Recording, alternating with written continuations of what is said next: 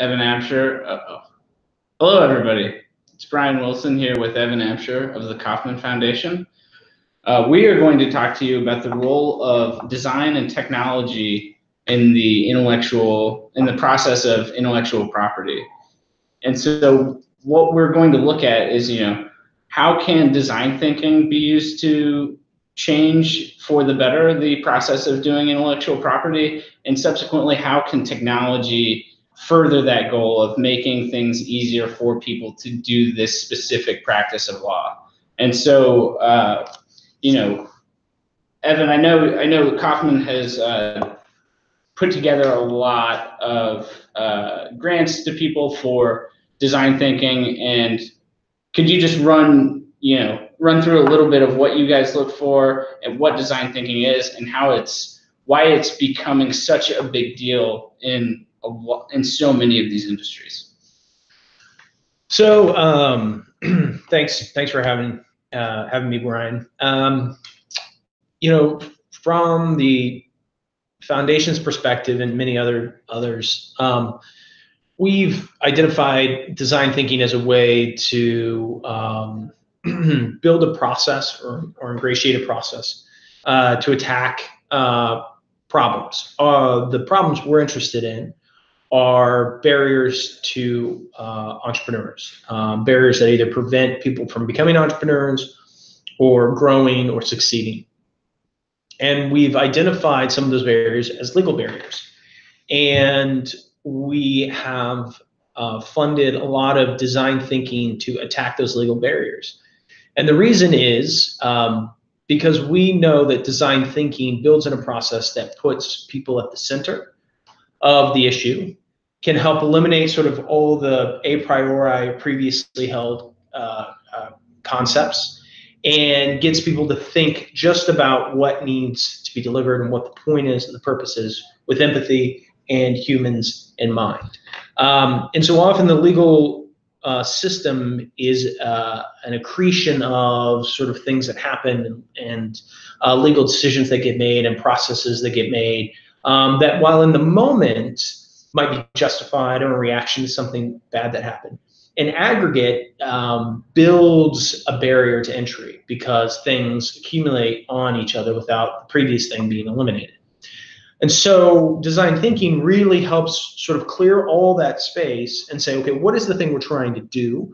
What are our constraints? What are the mandates, the consumer protection mandates, some of the other mandates that we have to accomplish? But then also remember that the purpose, especially in the field of entrepreneurship and small business and business creation, is getting people who want to do something, allowing them to do it. And that in reality, 20% of the people trying to start a business are ever going to cause you a problem. And even most of those are not intentionally causing problems. They're they do something essentially on accident. They're institutional problems. Yeah. So design thinking from the Kauffman's perspective and from our grantees and others' perspectives really just sort of refocuses, I think, people on the actual purpose of why things exist. Yeah, so it kind of, what I'm hearing you say is it kind of takes something that maybe doesn't really, it's kind of hard to define. It causes people to take the standpoint of, okay, how does this look for the people that I'm trying to solve this problem for? So it's empathizing with them, understanding what the issues actually are, and then kind of like rapidly prototyping in order to develop kind of like quantitatively a solution to something that maybe didn't have like a quantitative solution to it before. It's figuring out a way to like understand what those goals need to be based on the experience of these people, developing ways to test that, to test those hypotheses, and then to kind of like come up with a constant feedback loop of making sure that we're doing this right for a continued period of time.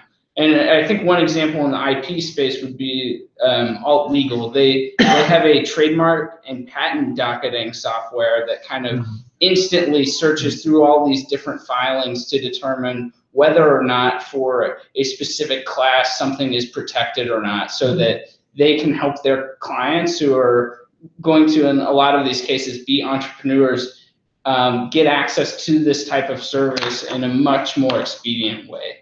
Yeah. On the other side of that is kind of like the tech component to this. in a lot of these design instances, the technology is going to play a role in figuring out how to do this better and more efficiently, because the nominal cost of implementing a tech solution, in a lot of cases, it's a lot less than if it's a human-centered solution. So if we can set up some sort of script that automatically reads through these things and makes a determination based on some sort of merit order algorithm or something like that, we can start determining at a quantitative level what the likelihood is, what sort of recipe is going to create the greatest likelihood of us achieving some goal. And kind of like a big buzzword right now that a lot of people are talking about and trying to implement as one of these kind of like solutions that, I guess it's a solution for problems that people are design thinking right now, would be smart contracts. A lot of people know that smart contracts, it's basically a series of code that tokenizes some asset in such a way that allows people to distribute it in accordance with the code that it is written on. Yeah. That's an area I know we've talked a lot about as well. So what to you makes blockchain such an interesting area of kind of like this new frontier where it can help with so many of these options?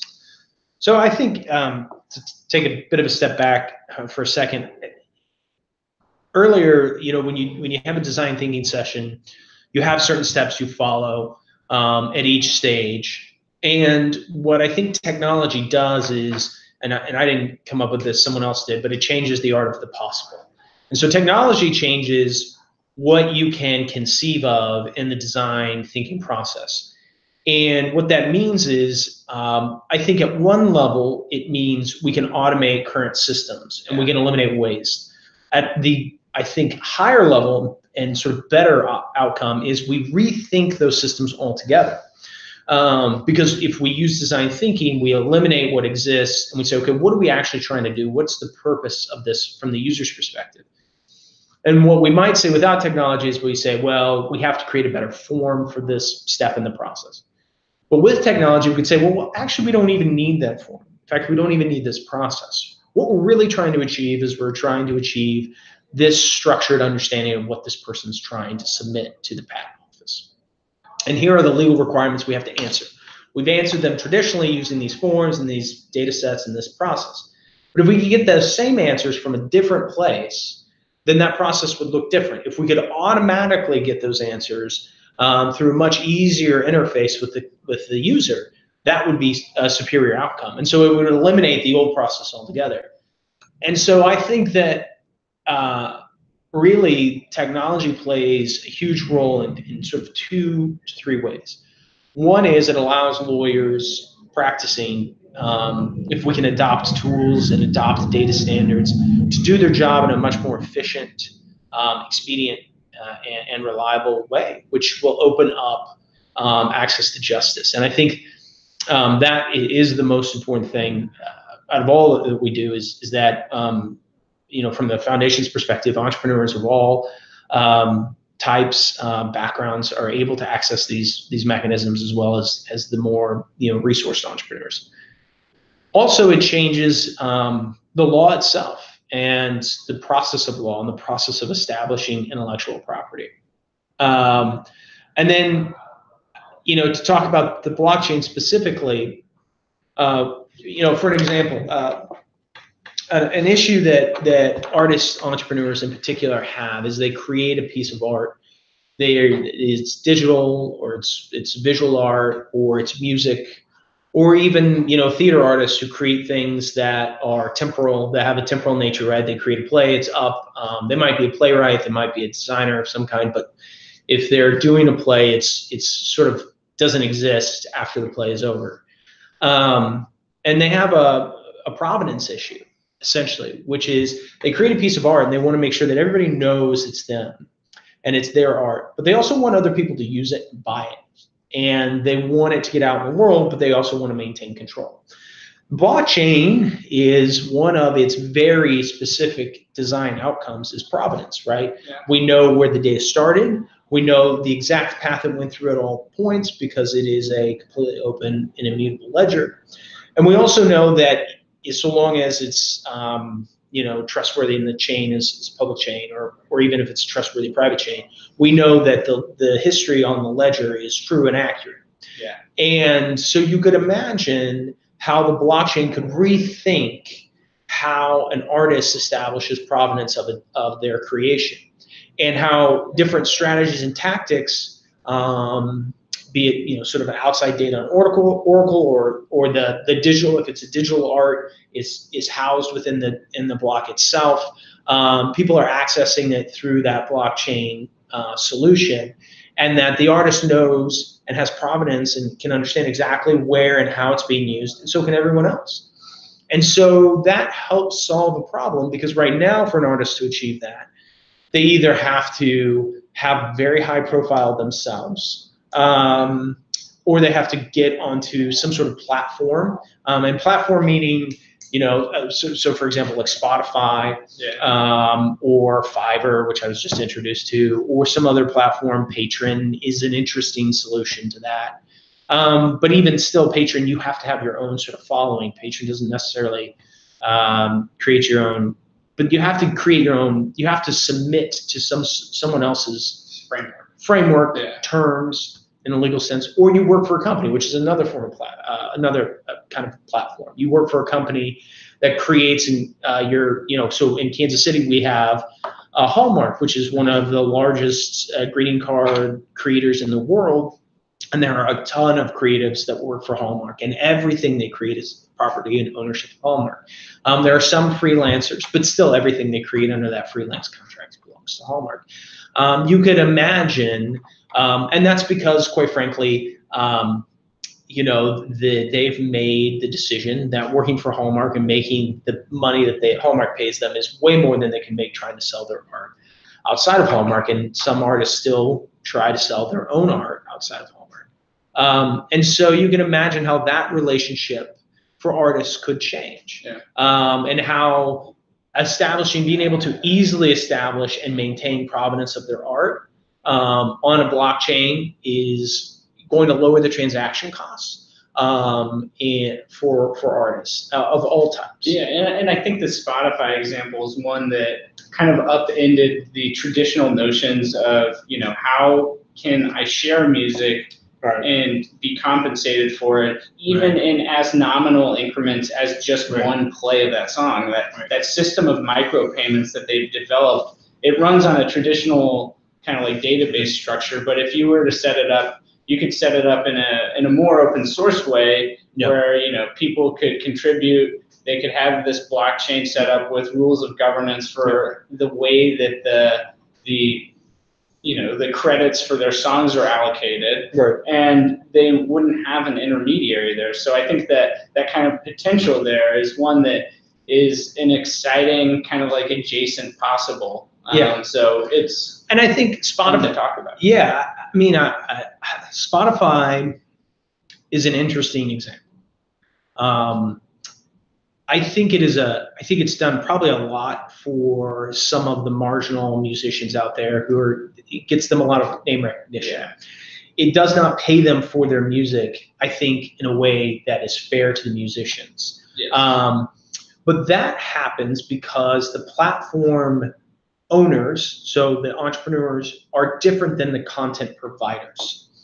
And because the beneficiaries of the revenue model are separate from the people who create the content, you have a natural, at odds, adversarial relationship. To me, you could do that without the blockchain. Spotify runs without the blockchain. I don't think the blockchain fits for everything, but the blockchain would allow for a platform to come out where the owners of the revenue and the entrepreneurs are the content providers. And the reason why Spotify doesn't do that now is because you have to manage a centralized database and the platform and the app and the upkeep and the operating costs and everything. Yeah. And I don't think that Spotify is evil. I think they're trying to do what they can do. But because they're distinct and separate from the content providers, and the content providers are not part of or considered the same as the operational team, you have an at odds function. And so because the content providers will never own Spotify or parts of Spotify, they will always be treated with those nominal payments. However, you could see where if the content providers actually owned, let's say, a blockchain Spotify, they might still get a nominal payment, right? They might still only ever get paid a small amount. Well, they could do the mining. But they could do the mining. They could own the company so that the money they're making is not necessarily per transaction.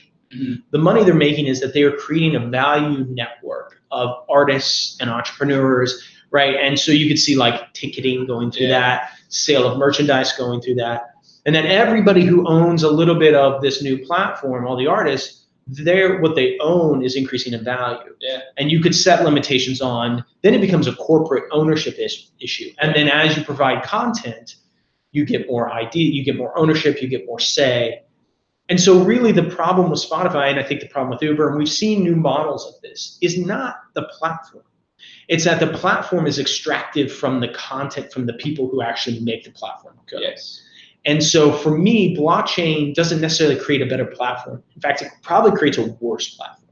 What it does is it allows for a platform to exist where the transaction costs make sense and are low enough where the content that people providing the good on the platform are actually the entrepreneurs, and that they're incentivized to keep the value within the platform and not extract it for shareholders or even investors, because they're the investors and they're the owners.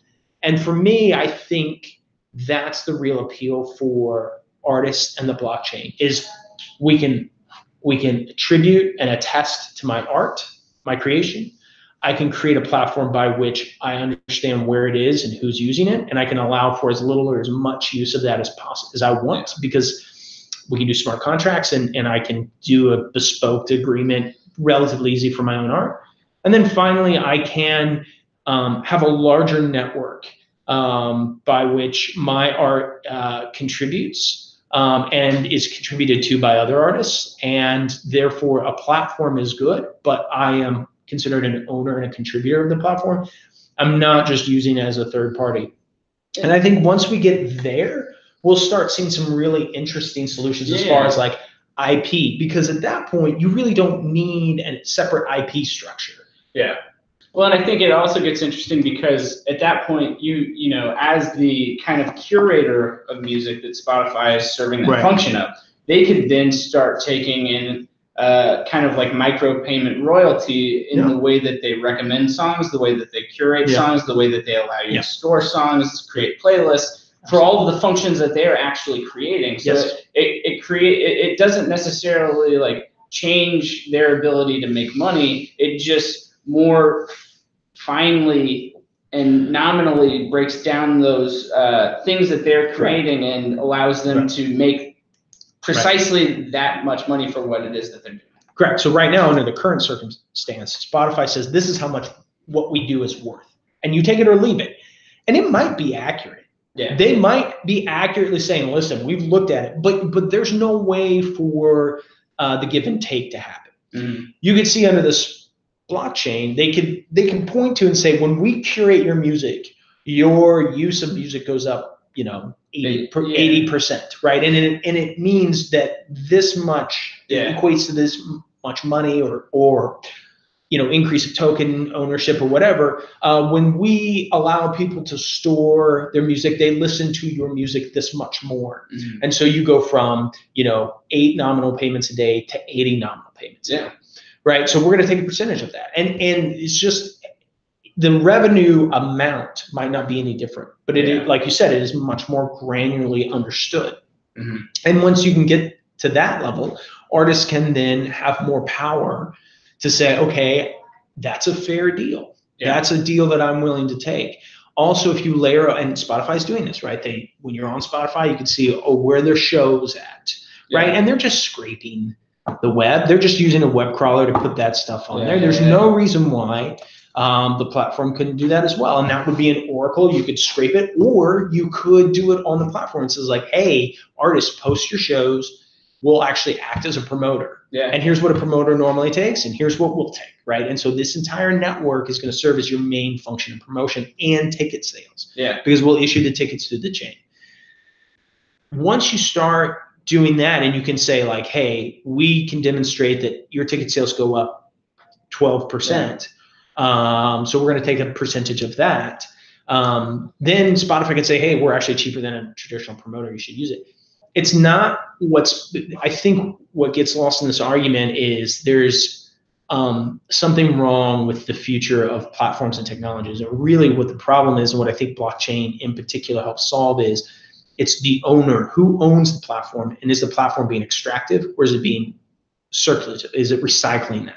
And I think the blockchain allows for that recycling to happen. And I think for artists in particular, that's a very powerful mechanism that I think will entice somebody, when people start building these things, and people are building these things, will entice more and more artists. Yeah.